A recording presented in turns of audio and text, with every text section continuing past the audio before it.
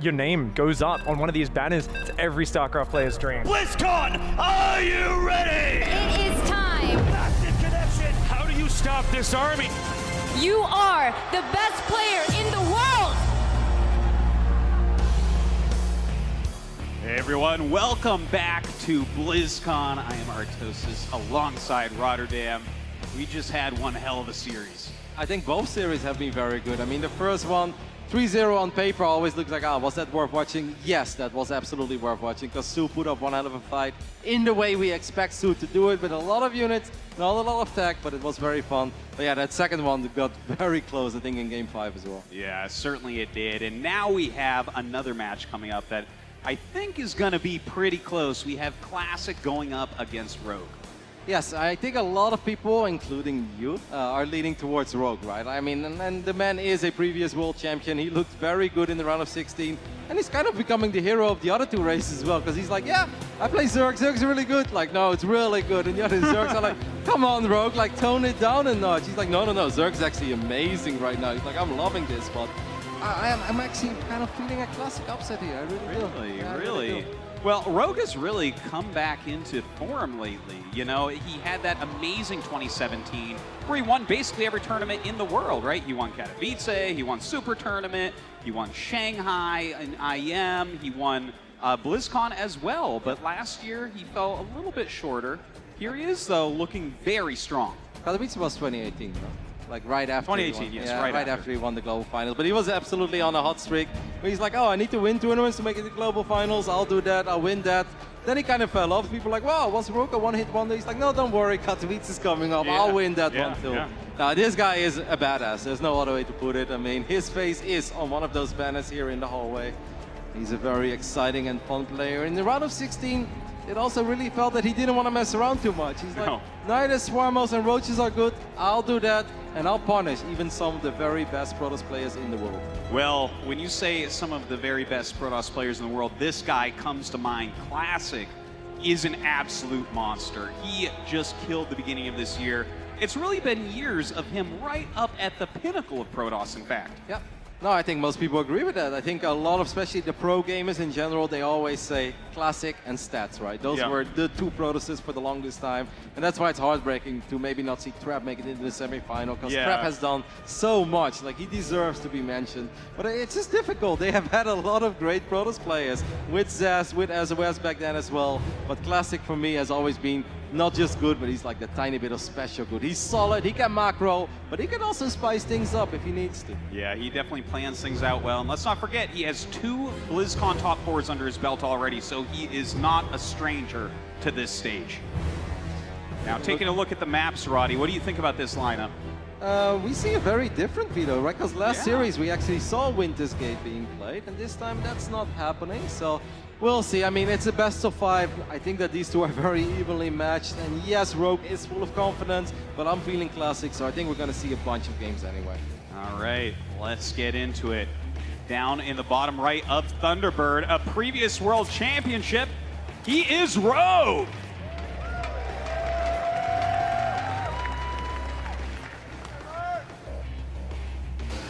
Of course, in the top left, one of the best Protosses for years and years. Give it up for Classic!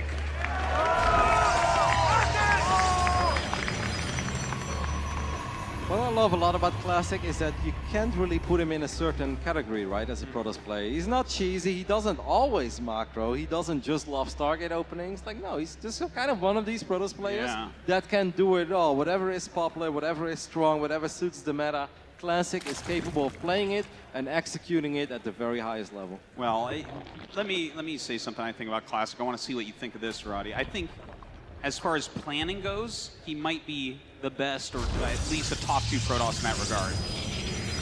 This guy just plans out amazingly intricate builds. In fact, we see here, this is really tricky. He's trying to make this look like it's a cannon rush, but of course, we can see on the production tab, he has no such plans. No, maybe this is also just testing out the waters for the entire series, right? Where it's just like, let's see how you react. Like, oh, you don't respect this? Well, next time there will be a forge, right?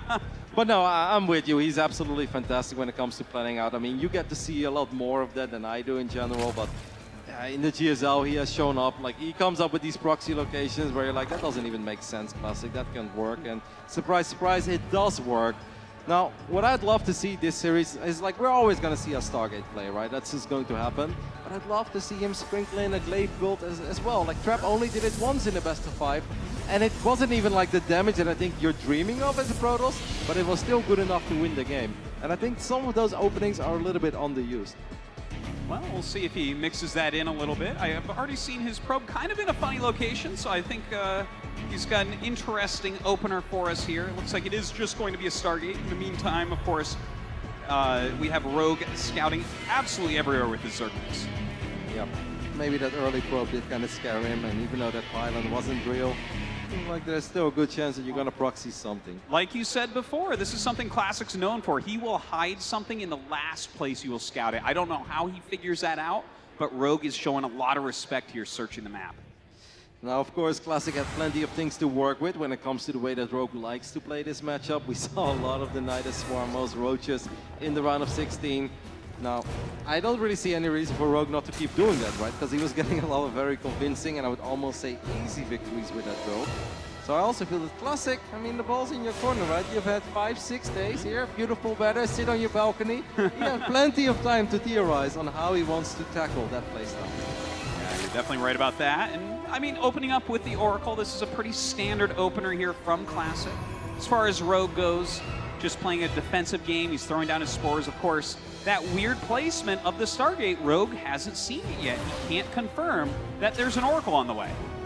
Spores are going up though, so he's maybe expecting something. If you don't know what you're going up against, you have to worry about Stargate, but you also have to worry about very quick Dark Templars. Something that Classic is not afraid to throw in either. The Queen's a bit out of position there, but a very good reaction by Rogue when it comes to pulling the drones away. Yeah, he had a good idea that that could be coming. No damage as of yet, but Classic's staying annoying here. He keeps these Adepts over here. The Queen's going to come down to help clear them out. Of course, they will shade to safety. They're getting out of there. So far, I like it by Classic. Right? He's not reckless. He's not losing any units. He's not eating too much damage. No, like all of this is streamlined. And I think especially the Adepts are a very undervalued part in this phase in the game. Because all the focus is always like, oh, is the Phoenix going to fly in? Is it going to lift the Queen? And will the Oracles kill all the drones? Yeah, sometimes they do. But don't forget that 2 Adepts shading into a base where the Queens are not at can also deal a lot of damage. Indeed they can. These 2 Oracles come in. They get 3 different drones. Meantime, finally Rogue finds where that mystery Stargate is, but the Overlord will be taken out by this Phoenix while Classic takes his 3rd base. Twilight Council +1, so far this is all very macro-oriented when it comes to Classic. Can we take a look at those Adepts? Are those still out on the map somewhere? Is Classic hiding them? He's keeping them over here on the right side. Or left side there. Yeah, not doing anything too sneaky as of yet. A Warp Prism on the way, maybe to help utilize those Adepts a little bit more in the future here. There's some very cool plays you can do. These Oracles still being annoying. We saw Trap perhaps a bit nervous, a bit jittery in the first 2 games when it came to that Oracle control. Well, Classic will also end up losing an Oracle here, but up to that point it was pretty good. All right, well, the speed Overlords are done. They're searching around in the main base, not really finding anything. I love that Classic is just leaving his main base empty, devoid of tech for now. Everything valuable more at the natural. There's not even a pylon in the main one. No. Okay, you don't see that very often. I feel like he knows that Niduses are coming, and the main is most likely base to fall. He's like, if my main ever goes down, well, it's just the Nexus. I'll take that somewhere else. We'll see if this is... you can do some very cool stuff with just a couple of Adepts and a Warp Prism, but now we're going to get some Archons as well, so that means he's most likely going to be forced to drop the Adepts out. But maybe you can shade those into the natural. Oh, I got lost. A little bit late there. Yeah, is he actually going to end up losing this Archon? Actually quite a nice pick-off there by Rogue. I don't understand why A didn't drop the Adepts quicker and B didn't morph the High Templars quicker, right? Because there was time, they were done, they were just kind of chilling there. I think he didn't believe that that was going to occur. You never really see Zerglings jump on that, but A smart move. Rogue doing rogue things, meanwhile, dropping the infestation pit, dropping the Nidus network, and making more roaches. And don't forget about that queen count, it's quite high. A couple of these queens are a little bit exposed here in the front, though. Yeah, look at this.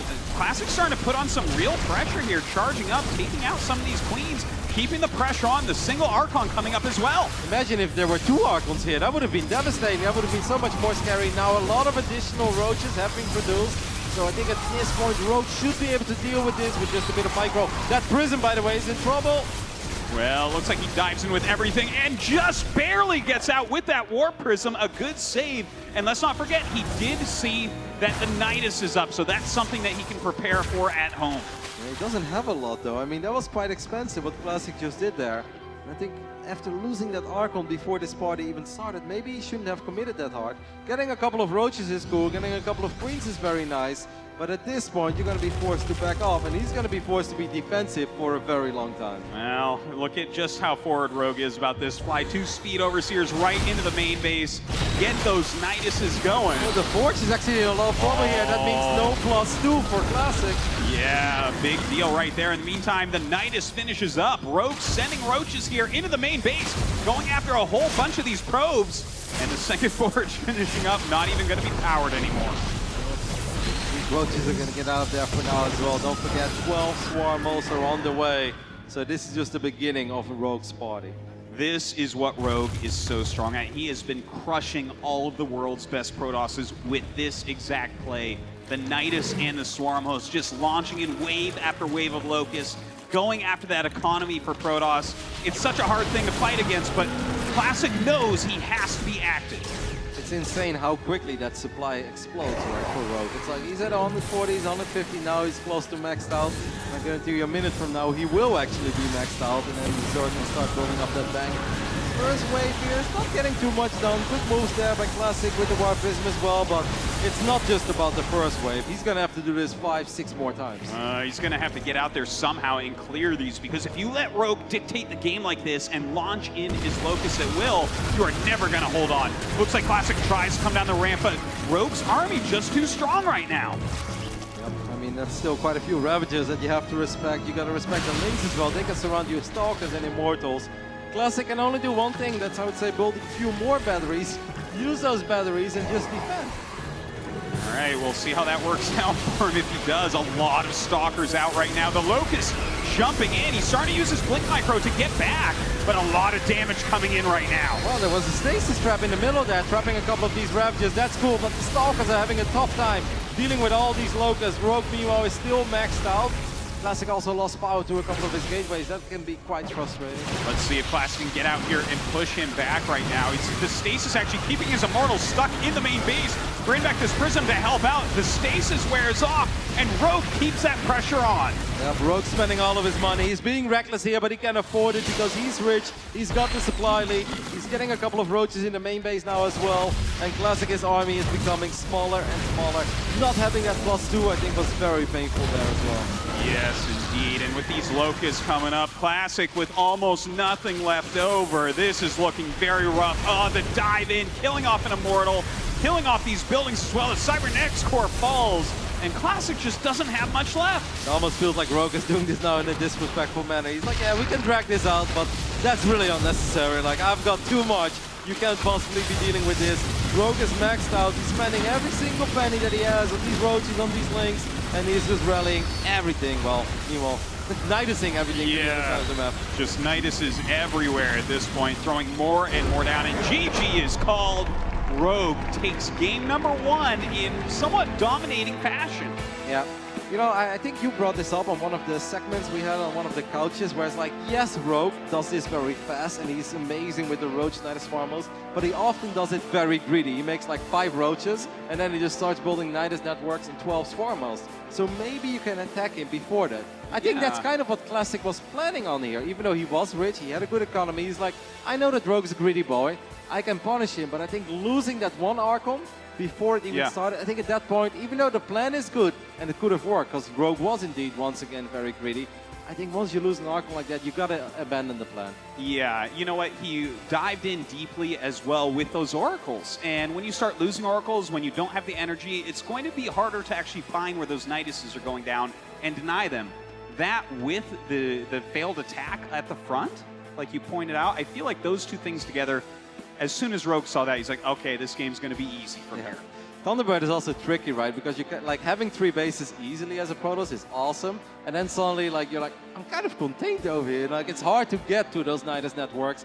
Maybe actually mining out some of those minerals on the right side of your third base could be useful, but that's a difficult call to make, because then if 20 Lings run in, they start dealing economic damage, you regret that decision again. Yeah, that's for sure.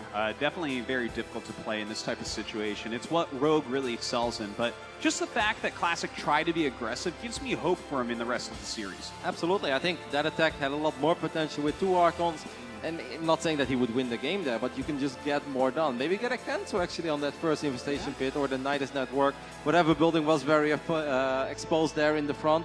If Zealots get some service area on that, I mean, the world is your oyster. Indeed it is. Well, Thunderbird is gone, and it is one of our big macro maps, but you know what, Roddy? Let's go into another big macro map. We're going to Acropolis second. Yeah, they're all kind of big here, right? I think the one that isn't big is Triton, and even that is relatively big. That's just kind of the story of this WCS Global Finals map pool. All right, starting out here in Acropolis, in the bottom right of the map, winning game 1, it's Rogue.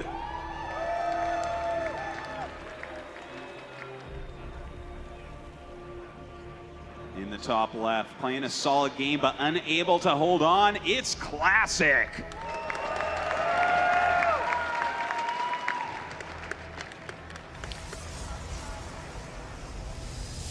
And here we go. What does Classic have planned for us here? You know, it's funny, I just keep on asking that about Classic because I know what Rogue has planned. He's going to try to stay alive and then go Nidus the second he feels that you are not going to attack him. If Rogue would have a pre-game interview here, he'd probably say it as well. He's like, normally I don't want to talk about strategies, but in this case it's okay because I'm really confident with that. Yeah. We know that if he can get there in a comfortable spot, he's absolutely going to do that. But it wouldn't be too crazy to think that Rogue is going to switch it up at least once or twice, right? Yeah, it would make sense for him to do so, but if he just keeps winning with it... Yeah, then why even bother? Yeah. maybe the moment he starts losing with it, he can try to clean it up, do it again, and then start switching it up to make it a little bit harder for his opponents. Yeah. We'll see what Classic has in store for us. I'm really excited to see what Classic has planned because the thing is, Classic does prepare well. He figures out what type of strategies he should be using and then he really prepares them, practices them well. And if you really look at the WCS Global Finals so far, you know, we started them last week, and all the Protosses that did a good job against these Zergs, players like Hero, like Trap that we just saw, like Neep, their more aggressive games were the ones where they could deny these Niduses, just stop them from ever appearing. So I feel like that's really where Classic needs to bring this series. Yeah, and I also feel that the one-off builds for Protoss have been having a lot of success, right? The glaive openings, you don't see it every game for all the right reasons, because then it becomes too easy for Zerg to deal with it. But they've been having a good success rate. The double Stargate, only saw it once, but that had a good success rate. Even a couple of just the proxy Stargates, right? Just anything that's a little bit different than the super standard Phoenix into 2 Oracles, sit back and go into Archons Immortals has actually done quite well. And of course it makes sense. You can't be doing that over and over again as a Protoss, but you do want to throw it in there. You want to keep it fresh. Yeah, I would definitely agree with that. Now, Classic is going for a Stargate again, so definitely wants to get that air control, push away some Overlords with the Phoenix, maybe do some harassment with those Oracles. We'll see what he does afterwards.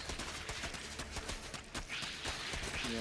I mean, getting some early damage done would be fantastic, right, within an adapt. Sometimes just getting a first, you know, it's actually kind of funny because there's quite a few European players that like to be super reckless with their first adapt. They just like shade it into the middle line.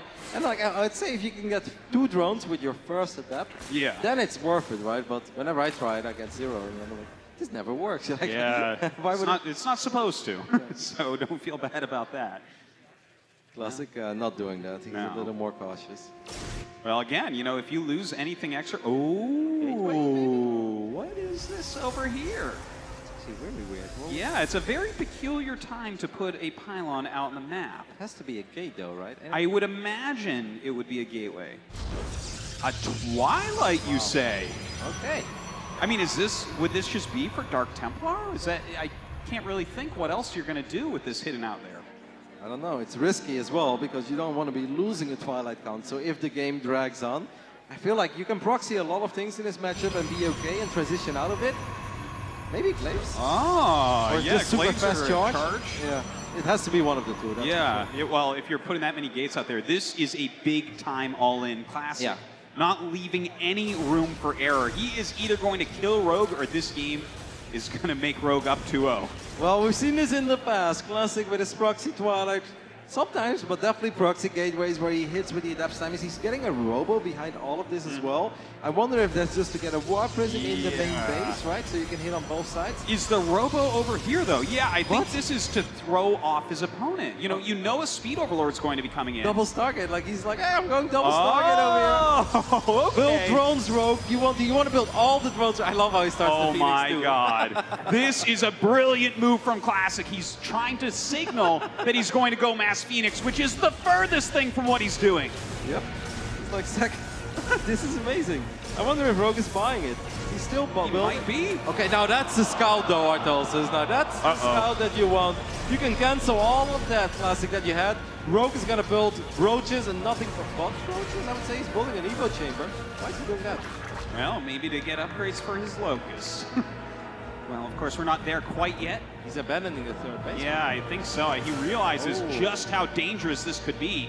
Immortals on the way, more adepts being created.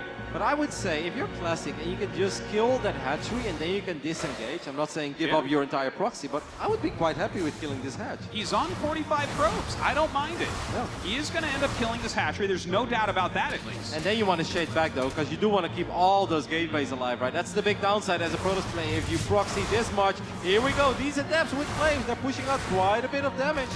Oh my God, he actually shades forward. Look at this. A stasis ward at the top of the map is ramp as well. Grabs just a couple roaches with that, but slowing him down at all. I would think two adepts behind, but we unfortunately don't see that. But the adepts do go back onto this hatchery. That's still quite bruised. The queens are out of position. These adepts are doing work, Artolsis. Just some awesome shading going around. Classic really knowing what he's capable of with this army. More units being made by Rogue. But you know what? Rogue does know how to play from positions like this.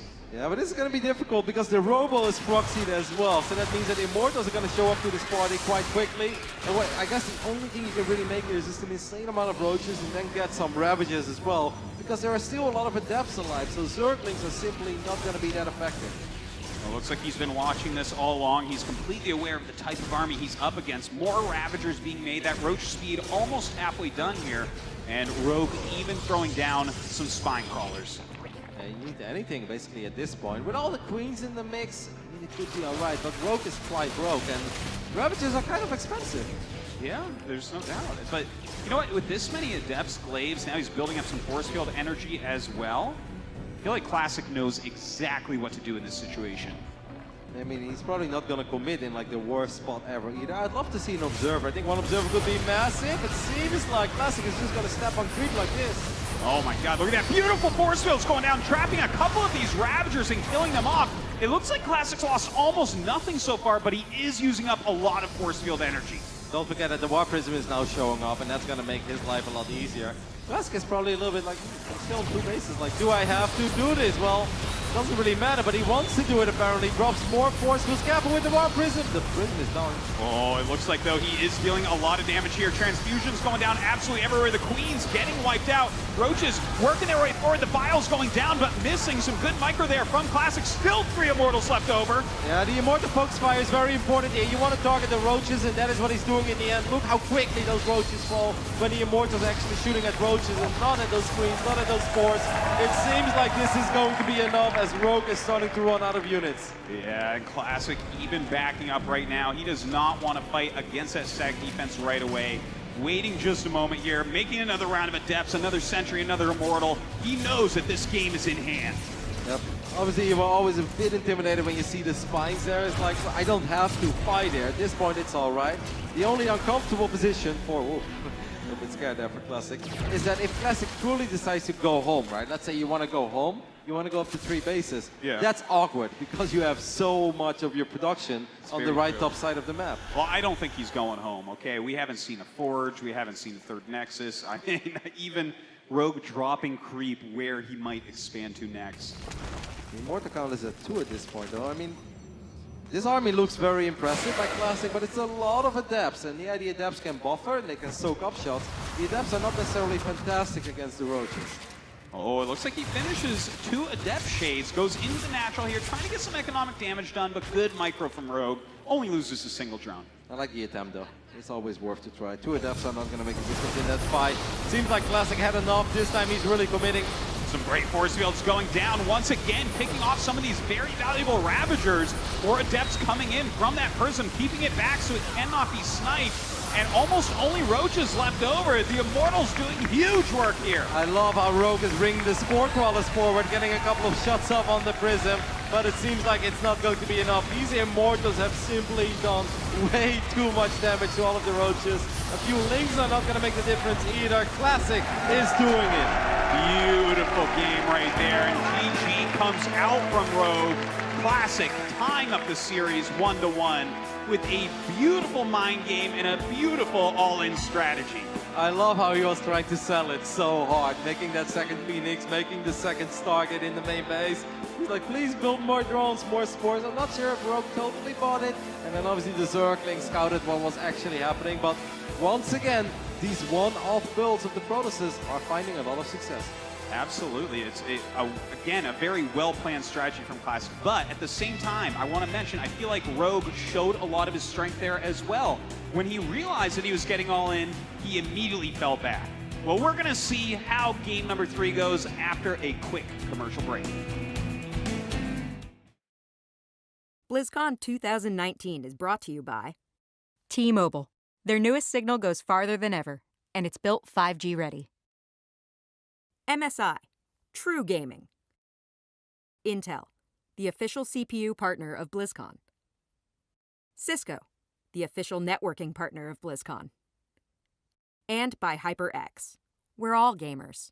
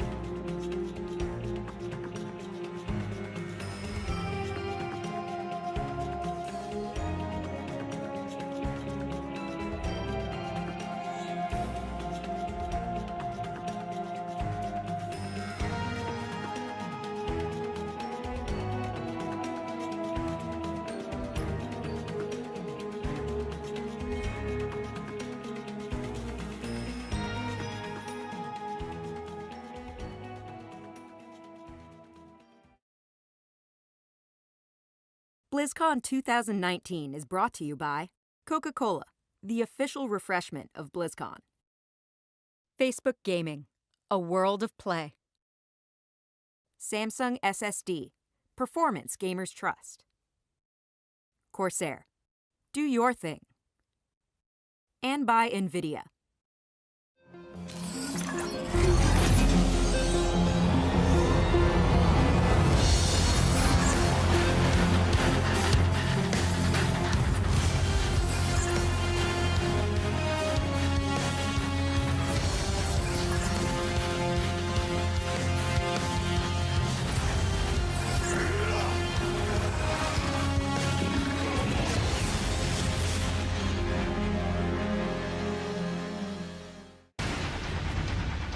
Welcome back. Here we are, game number 3. Classic was just able to tie it up against Rogue.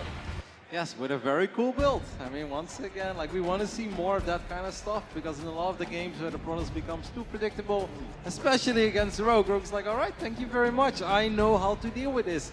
And I mean, we already have 2 Zergs in the upper part of the bracket in the semi-final, Raynor against Serral.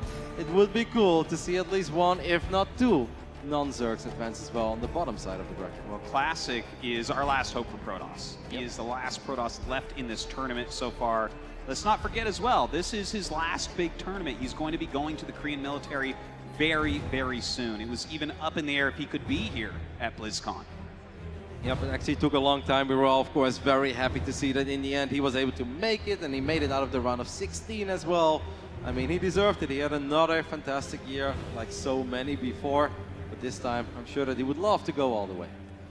Indeed he would, but here we are, game number 3 on Disco Bloodbath. In the top left, the 2017 BlizzCon World Champion, he is Rogue!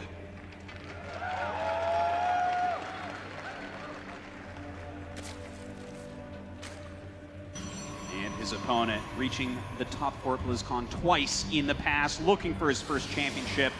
He is Classic! The last Protoss standing.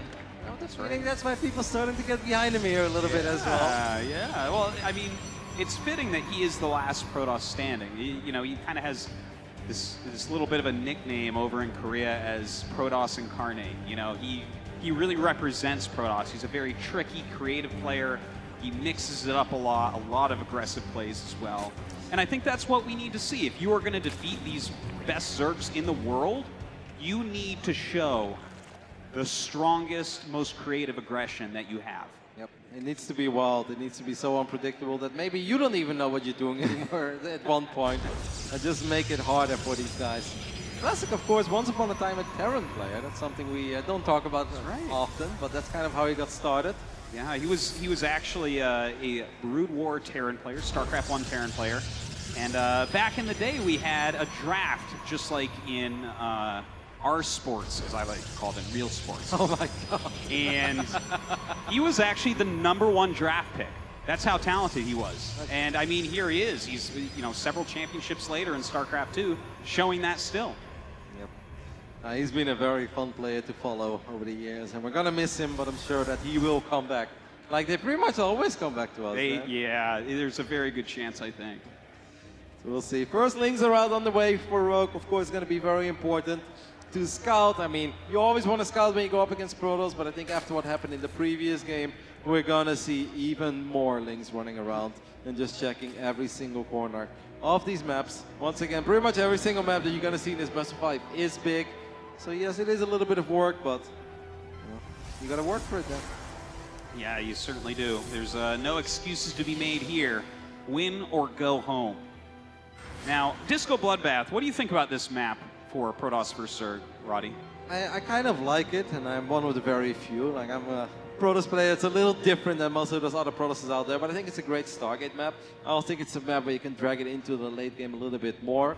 But, you know, often when you say late game, it's like, you can go up against 35 Infestors and Broodlords and 50 Spore Crawlers. Like, I'm not talking about that late game, you know? There's a late game before that, and in that way I kind of like it. I also think it's a good map for some weird adapt movement, right? Because there's a lot of high ground, low ground, little corners here and there, and just stocking them somewhere if the Zerg moves out, like if a Zerg actually commits to an attack without a Nidus, now with Rogue here that's unlikely going to happen, but if they do that, they're actually very susceptible to any sort of damage at home because the units are often just too far out of position. Well, it does seem like Classic might agree with you on that, Roddy. He's adding a couple gateways here and just producing Adepts non-stop, so we could see just some light Adept pressure with his Stargate units coming up. We do have our Twilight Council as well. Not exactly sure where he's building it. Rogue's getting into the main base without Overlord speed at this point, but he's getting Overlord speed as well.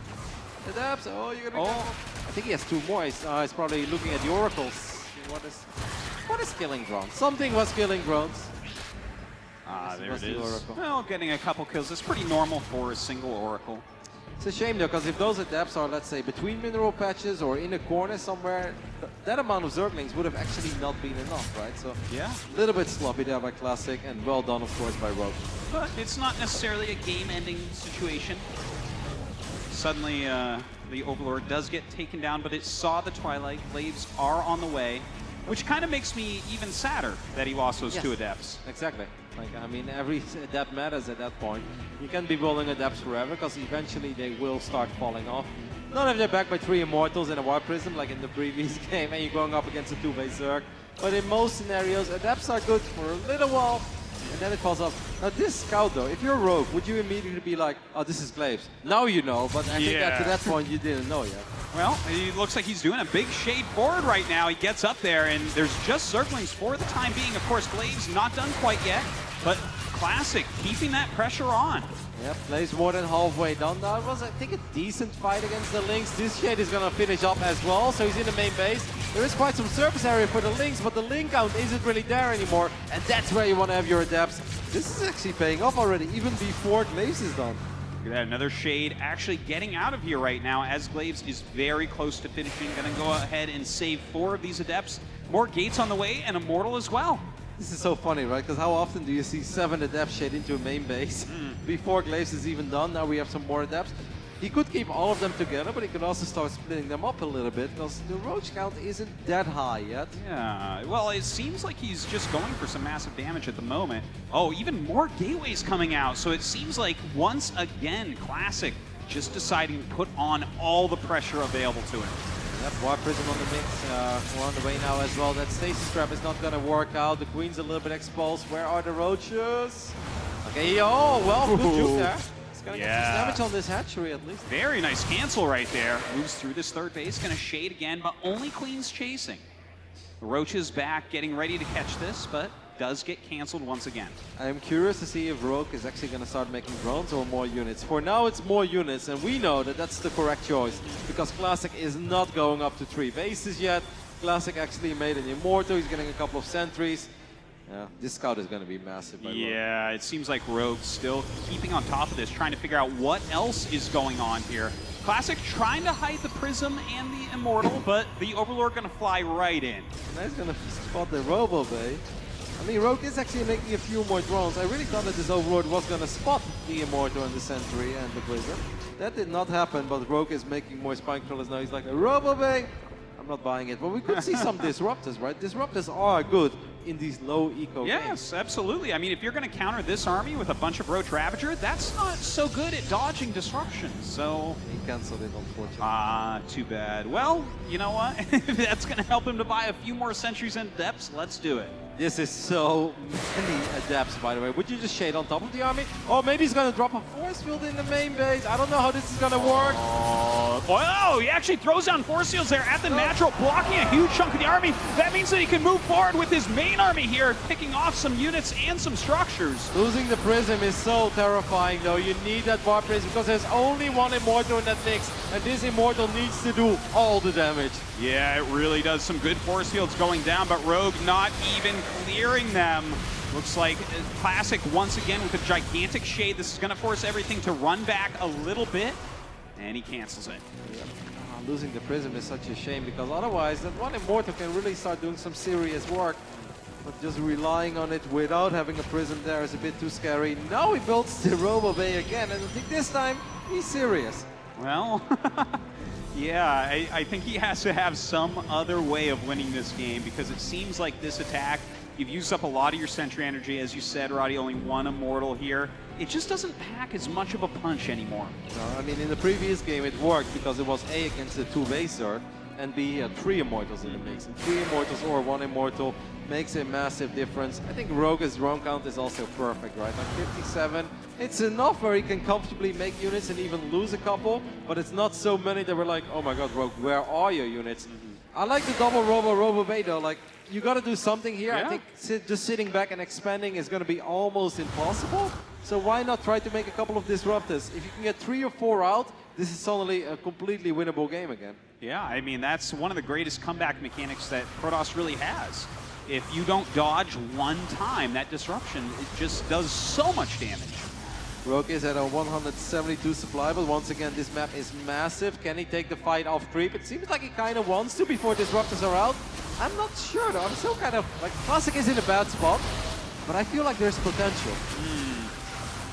You know what, I feel like he'll hold. He has a lot of force fields here. He can change to high ground situations on top of ramps and whatnot. But in the meantime, Rogue adding a Baneling Nest, getting a lot more Lings in there as well. Now, of course, like if Rogue can get 40, 50 Banes, then it's going to be horrific to deal with, especially with all these adepts. But I still kind of like it. Classic is going to try to buy some time here with the War Prism. Of course, like he's economically going to pretty much always be behind. You don't want to lose this Prism right before speed is done. But I can see this War Prism with speed soon kicking in and then 2 disruptors actually become very annoying to deal with. Yeah. If all you have is roaches, right? That could be very, very strong. Now, of course, his buildings are actually giving him a little bit of a problem here. His disruptor's having a hard time getting out of the base. He even took out this one pylon, right? Thinking that Yeah. was going to be enough. Looks like he might have to do a little bit Wow. more. We have 5 disruptors stuck in the main. 5 disruptors though, that's actually quite sick, right? Baneling speed is not done yet. I guess by the time they will fight, it will actually finish up.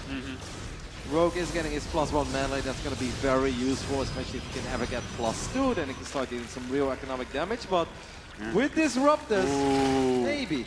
You know what? I love the army that Classic is making, but the fact that we are getting drop overlords right now for Rogue, That's sick. there's just so little anti-air here. You can drop Banelings all over this very clumped up Protoss army, and that will do massive damage. Yeah, that's actually a brilliant call by Rogue. Oh my goodness. We never see games that look like this on either side. These two really pulling out all the stops. Yeah, I love it. It makes perfect sense. There's barely any anti-air in this army, and adepts, they like to clump up. Sentries like to clump up. But we'll see. Classic is not worried about that at this point. He wants to start firing forward those Purification Novas. All right, the first one comes out, gets a lot of Morphing Banes, not bad. Also gets the scout up, so he has a couple of Stalkers now. Oh, some more Disruptors being shot out. Looks like some Baneling drops actually heading for his mineral line. The rest going for his army. Some huge drops here from Rogue. Force fields go down, but a lot of Banelings connecting. Yeah, the splits were good, but there's still so much Zerg. Classic losing a lot of important units. And so far, these Novas are not really connecting in the way you want. 40 more Lings on the way. Oh, another good one does come out right there, but again, the Banelings dealing a lot of damage to these Adepts. More Stalkers being mixed in. And it looks like only about 6 probes died to the Baneling drop, so at least he defended that reasonably well. Yeah, but even those 6 probes represented quite a bit of his economy because he didn't have much to work with. These shots are good and they're getting better. But he needs to do a few more of those. There's a lot of Lings that have been produced, and I think the biggest problem is going to be Banelings, right? Nothing in this army is good at like killing Banelings before they blow up stuff. The best you can do really is to throw down some force fields and stop them in their tracks. You're definitely right though, it's hard to kill those Banelings, especially on creep. And you have nothing here really that wants to absorb Banelings either. Maybe Stalkers, but I mean Rogue is not going to blow them all up on Stalkers individually. Looks like right now Rogue focusing on that Prism. He's getting sick of these Disruptor drops. Classic is losing more and more probes at home. He still has a couple here, but it's becoming painful. Hive is on the way. I mean, Classic needs to make stuff happen now. He's even in army supply, so 1 or 2 big hits of those Disruptors, and it's possible. Oh, another Disruptor goes up, misses that time. Spotting with that Prism. Some decent force fields come down. Still Banelings finding a way to hit.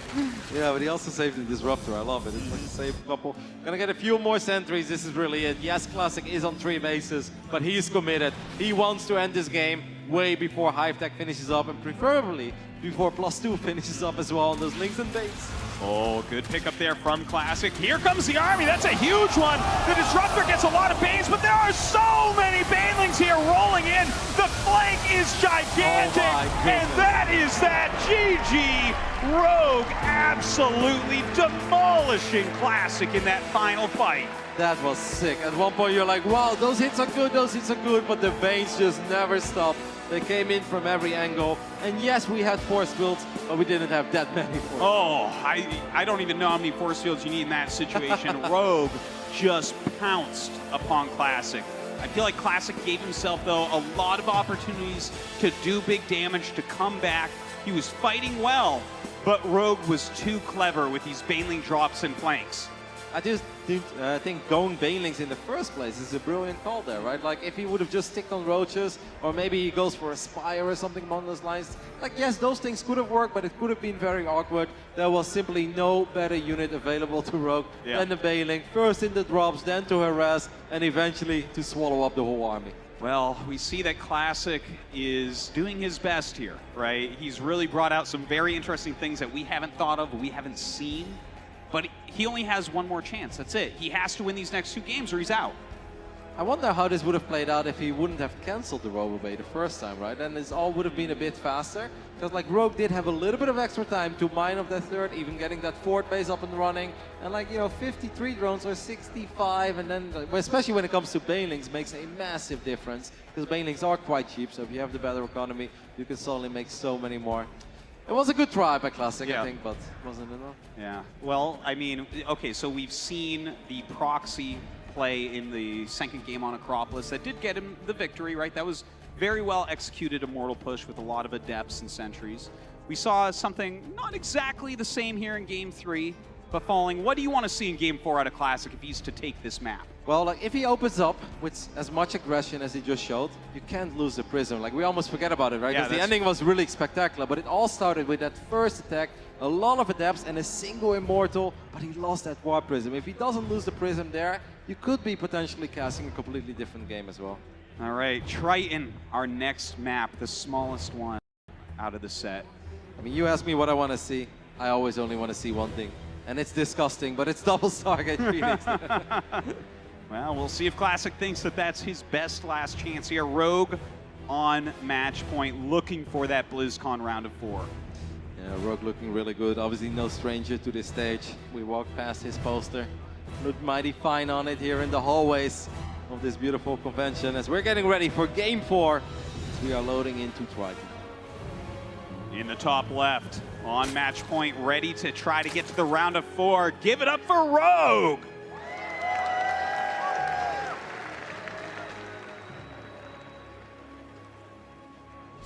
And his opponent in his last big tournament before going to the Army, looking for his 3rd round of 4. Make some noise for Classic! Last Protoss in the tournament right now. Oh, Dan, look at that! Oh, of course! Of course, when your life is on the line as a Protoss, you cannon rush. Remember what happened in Game 1? He dropped the pylon. Rogue didn't respect it. Yes. Okay. Oh, this is going to be one of those all-out cannon rushes. It certainly is. I think we're going to see a Robo. We're going to see Immortals, a Prism. Shield batteries, a lot of them. Oh, yeah. All right, I mean, this is it. Tournament life is on the line. I know we have quite a few cannon rushes in this building. A couple of my friends that are here watching, I know that all they do is cannon rush all the time. It's so funny though, right? Because these Protoss players, they are the very best in the world. But often when it comes to some of these super cheesy builds, it's like, it's not optimal, it's not perfect. So far, I think this is looking very good. But he can't build a cannon there though, right? I think that's too tight for a cannon, but I think he's just trying to save health on his probe so that the cannon finishes. Yep, and cancel one. I think he will cancel one pylon. Exactly, I agree with that. So the pylon finishes. This is so well prepared from Classic. This looks so scary. Spines are going up, though. I think that first spine is going to be able to get a couple hits off, but the beauty of Protoss is that you only need a single probe to warp in a lot of these cannons. So I think eventually, if you're Rogue here, you probably want to pull a couple of drones. Yeah, no, I think so. The first links are on the way already, though. Classic, I hope that you've done the math on this one. All right, he's making a shield battery here as well. Let's see what he can get done. It looks like, only 2 cannons get up. Wow, he gets his shots off first, though. Those cannons are getting the shots off first. The first spine crawler already taking an insane amount of damage. Oh, he breaks through that first spine. Ling's getting on top of everything. The probe being pulled back. Good micro there. It looks like some of these cannons might end up falling. One gets taken out, the other being targeted down by the queens in the spine. Shield battery so close to finishing up, but it doesn't finish up in time. There's still a cannon on the low ground protecting this. Now a cannon is about to finish up, and this is where the shield batteries are going to shine. All right, well, only one shield battery is going to heal at a time. He's trying to out-DPS that healing. The queen, the spine, the lings, all on top of this cannon, but the cannon is going to be able to push the queen back. But more lings are starting to show up there. That cannon on the low ground still helping out as well. Good cancel there by Classic. So far, I feel like everything's doing well. The batteries are about to run out of energy, but this cannon has an insane amount of kills. Oh my God, this cannon right now on 9 kills pushes back that spine crawler, and it looks like this cannon rush is starting to be successful. There is your Robo, getting the Robo in the main base as well. I love that Classic, by the way, for the entirety of this game has been on 0 army supply. Well, this probe really is an army of one, building everything he needs. It's like just barely having to cancel a few of these buildings. I want to get in range with the Robo. Yeah, that's something that you definitely have to worry about, right? You don't want to end up losing your Robo. Queens and spines can definitely push out some damage, but don't forget we have a lot of batteries here on the right side that can heal this Robo for quite some time. That is very true. Now he's having to chrono boost out a Stalker at home to push these Zerglings back. Kind of annoying, a nice move by Rogue, but not the end of the world for Classic. These buildings shouldn't go down. Oh, Stalker maybe on the wrong side, or maybe that's on purpose actually, yeah. But he's gonna have to micro. No, these are speed links. Uh-oh. Recall it? Good call there, Roddy. I can tell you have cannon rush once or twice at least. No, in the early days. It's so addictive, man. Once you start, you can't stop, so I stopped. Well, look at this. He's looking like he might be able to take a second game against Rogue, so I totally get it. The first Immortal about to pop out here. That spine is very low on health. Yeah, Immortal is out. I'm surprised that he doesn't go Immortal Prison. Just double Immortal immediately. Yeah, I think he has enough shield batteries here that he's feeling pretty confident. Yeah. Of course, we do have some roaches being made right now into Ravagers, so that's really the cheap way for Rogue to fight against this. I truly love this Immortal. It's walking around like, who wants a piece of me? You know? It's like, someone has a problem with me. It's like, here I am, do something about it. Well, he's got all his robotic friends back there to heal him up and support him, so... Pretends he's alone, but he's not. No, he certainly is not. Oh, you see that? He actually got the other Immortal stuck here. Oh, no. Well, now you definitely need a prison. Yeah, top to the bottom because he built a building there, and then he canceled the building. So a little mistake here from Classic in the heat of battle, but I don't think that's going to change it. I would say that's the first real mistake he made, though. Yeah. I'm a bit surprised that he made a cannon at home, considering the fact that he recalled the Stalker as well. Like, I think one Stalker should have been enough. I don't know if it's... Oh, roaches, okay. Maybe just playing extra safe at this point. I mean, against the roaches, I kind of like having the cannon. Yeah.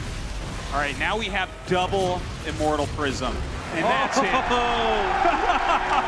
Rogue just gonna GG at that point. I was gonna make a joke about how invincible this situation is, and yes, Rogue knows it as well. So exits that game promptly, which means, of course, we get to go to a game number 5. Awesome, man. Classic cannon rushing there, and often we're critical of these pro gamers when they cannon rush because they make a lot of mistakes. This one, I think, was pretty damn good. He kept his probe alive at all costs. I think he was building the cannons at the right moment. Every single time he was forced to cancel, he canceled. I loved everything about it, and another game 5 for us already. I know. I want to get into that game 5 right now, but first, a commercial break. And when we come back, we find out who's our third round of 4 player. BlizzCon 2019 is brought to you by Coca-Cola, the official refreshment of BlizzCon. Facebook Gaming, a world of play. So Josh, you going for our Drive Safe and Safe discount? Yep, using the app, driving safe. You wanna go, bro? Do not mess with my discount. Get a discount up to 30% with Drive Safe and Save. The future waits for no one, so we refuse to wait for it. We're not just pilots and engineers. We are pioneers. Today, battles are waged in nanoseconds, and planes are piloted from the other side of the world. We turn night into day and fly missions in space. The future's not coming. It's already here. This is the future. Join us and be the future.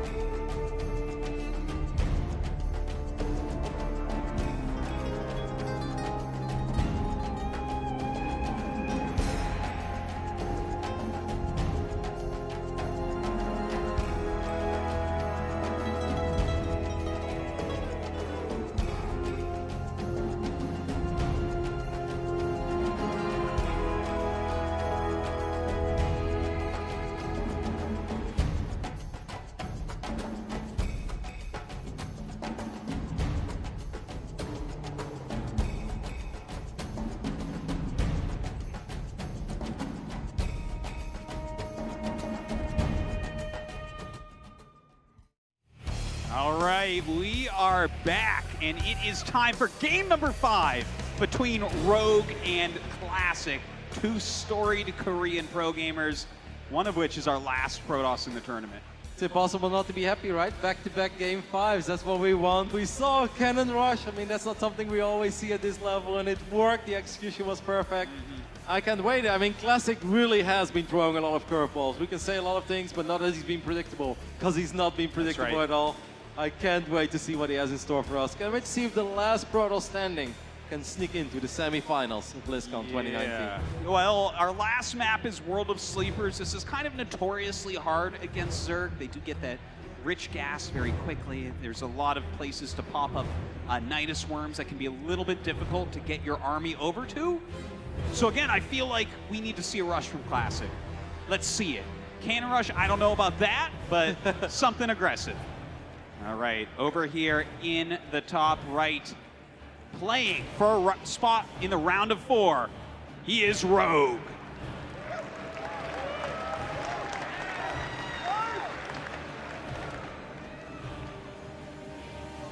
And in the bottom left, a Protoss we have all seen go through absolutely everything in perhaps his last professional game ever. Give it up for Classic!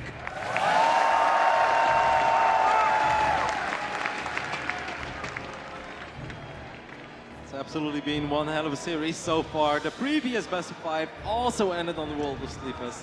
And we did see those Nidus here. We did see those Swarmals being very impactful, especially in the later stages of the game. Curious to see if Classic has something in store for us. Like, the hard thing here is, though, if you just sit back forever as a Protoss player, if Zerg players do start taking those bases with the one Vespian guys, but the one that's rich, they just feel even richer than they already feel in some of those other games. And a lot of the Protoss players have said, I think he's going to take it again. Yeah. That probe movement screamed Cannon Rush, but of course he's just trying to cause Rogue's heart to go pitter-patter here. If you're a rogue, you're definitely talking to yourself right now, like, don't you dare. Absolutely. You see the dancing of this drone right now. He even sent it out at a very defensive time. Right now, mental advantage 1-0 in favor of Classic, Yes. for sure. He's like, I'm getting to him. But that is, of course, not going to be enough. We have to see what type of tech he's going to go for. Are we going to see him go into that Stargate play once again? I do Possibly. think so. Yeah, like opening without a Stargate is just kind of crazy, right? At that point, I don't want to say you're gambling, but it just feels like that is the most solid way to start. But a lot of people, they will like, oh, you open Stargate every game, but it's not about that. Like, there's so many different ways to play Stargate. Is he just gonna go one Oracle and then transition? Is it Phoenix into an Oracle, 2 Oracles, 3 Oracles, maybe even double Stargate, right? There are so many different ways to play that every Stargate opening is not the same, even though they may look like it. Well, it's not going to be a Stargate, Rotterdam. He's already started that Warp Gate upgrade, and there it is, throwing down the Twilight right away.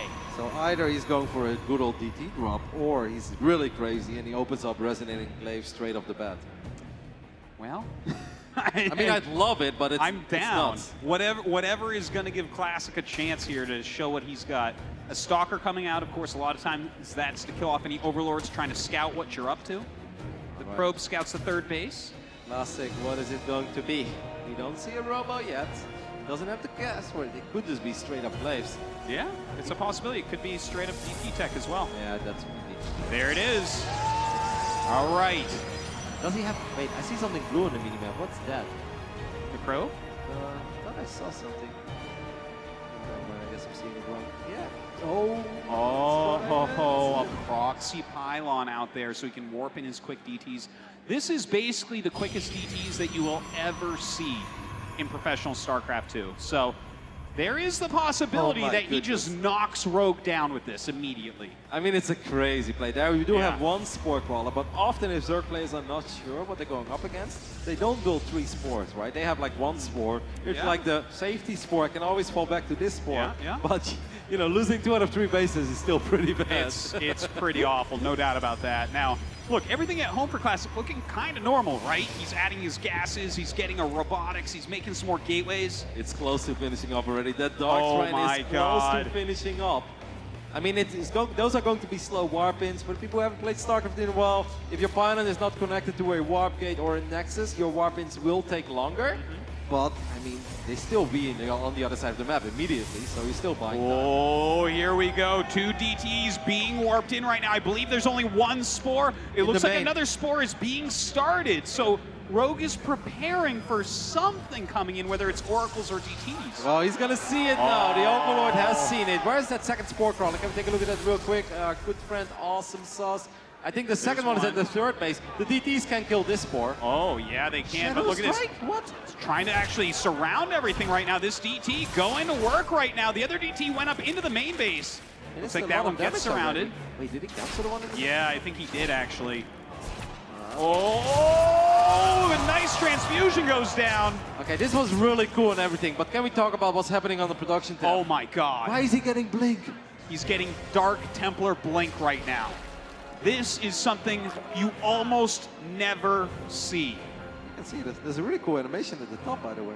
This is crazy, Roddy. Yeah, I know. What am I watching here? Look at this. He's just making DTs a Prism and DT Blink. Yeah, he's gonna snipe buildings. He's gonna blink in, snipe a Spore Crawler. Like, I cannot believe that Classic is doing this. This is something you do on a Friday night when you're playing ladder, when there's not much, when you're trying to entertain your audience. You don't do this in Game 5 of the Global Finals, but the Mad Lad is actually doing it. Well, this is about as clutch as you can possibly get doing a build like this. Yeah, if it works, but if it This looks like something our 2-time world champion SOS would try out. So, oh my God, crazy. I have never seen this before. No, nobody has. How many DTs is he going to make? He's just going to jump on the Spores.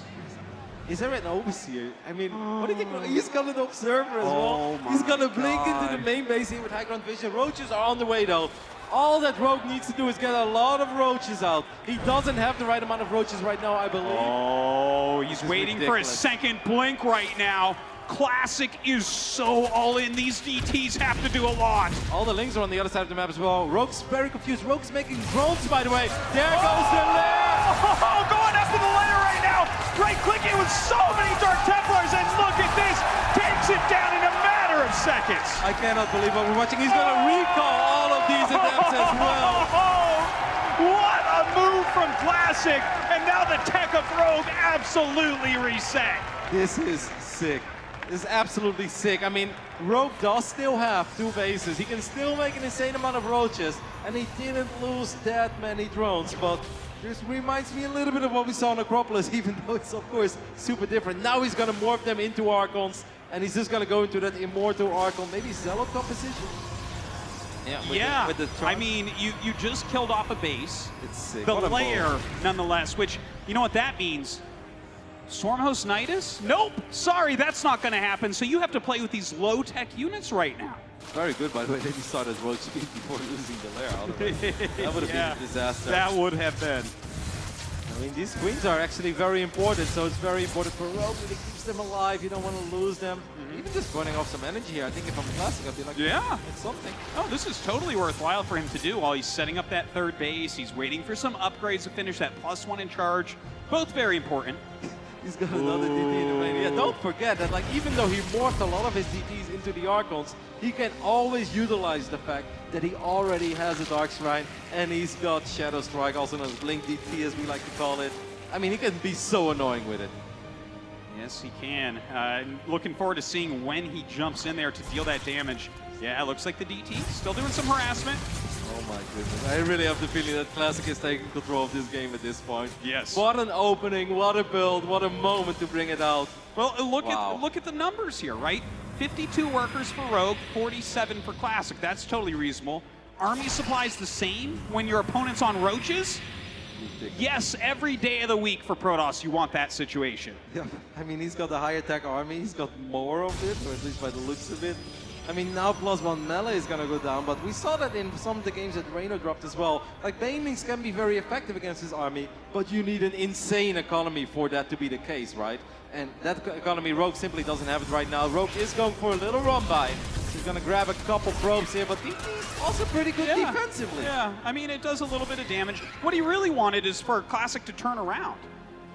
Looks like he comes in with the Overseer. He anticipated this occurring, but the DT is still doing okay. Now the attack comes in. Classic going for the kill right now with a gigantic army. Yeah, no time to waste. It's still very scary though. That's a lot of Ravagers, and Rogue's micro is good. I think Rogue is doing this well so far. Rogue wants to keep on running, and Classic just wants to force the fight. Well, there's 4 Immortals in here. He's dealing huge amounts of damage. Those Archons tanking so much, it looks like he might be taking out the 3rd base of Rogue. That is a massive pickup. There's an Evolution Chamber on the right side as well. The drones are stacked up. Classic can be botted. Classic just wants to get on top of the Ravagers, and most of the roaches are gone already. Oh, Rogue has almost nothing left at this point. The bios go down. A good dodge here from Classic as he walks forward, trying to pin these units up against the wall. Rogue running into his natural, almost nothing left over. All of these roaches and Ravagers are clumped up. The Archons are getting the best shots off ever. Classic is doing it. What a game, what a series. Wow. Oh, GG! And that is it. Classic, the win toss, gets to the round of 4 of BlizzCon once again, and Protoss does not go extinct. I have absolute goosebumps everywhere. This man deserves a standing ovation. I cannot believe he just opened up with like 8, 9 DTs, blinked into the main base. Ridiculous, Dan. Loved everything about it. My heart is beating so fast right now. Classic, busting out everything. Things we have never seen before. Just beautifully done. He is Protoss itself. I've got nothing else to add. I mean, that's the best. Let's just go over to the main stage where Smix is on stage with Classic.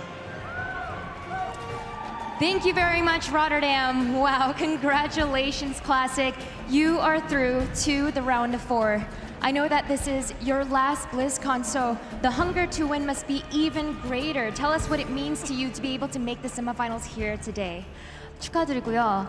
김도우 선수의 마지막 블리즈컨인 만큼 절실함이 그만큼 더 클 것 같은데 4강 진출한 소감 한마디만 해주세요.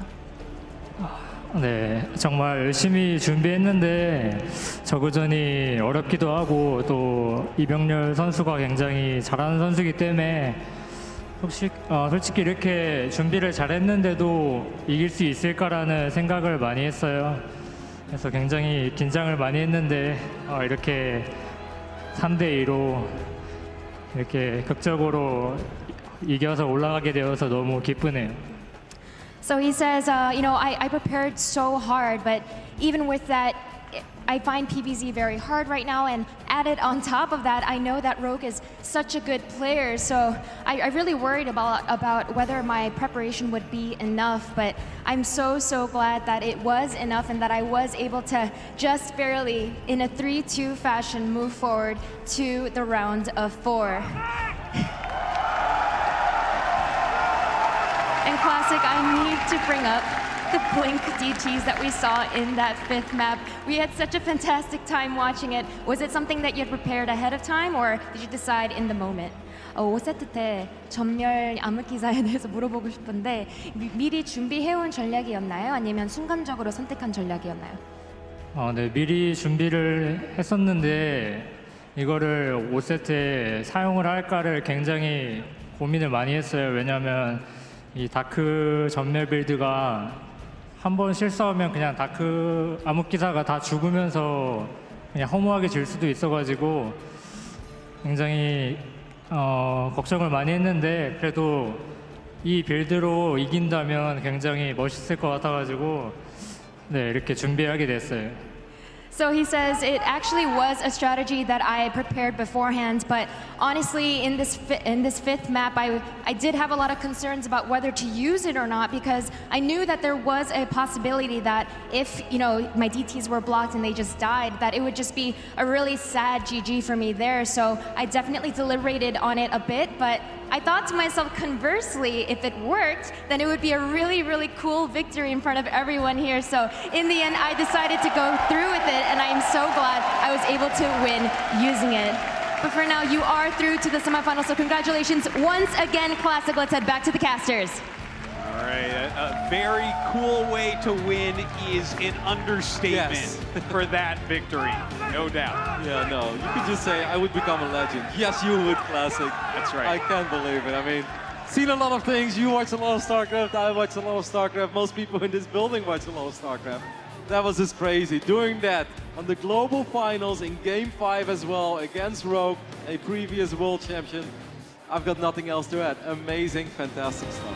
Well, it's wonderful to have a Protoss go up into that round of 4, but we have one more match in the round of 8.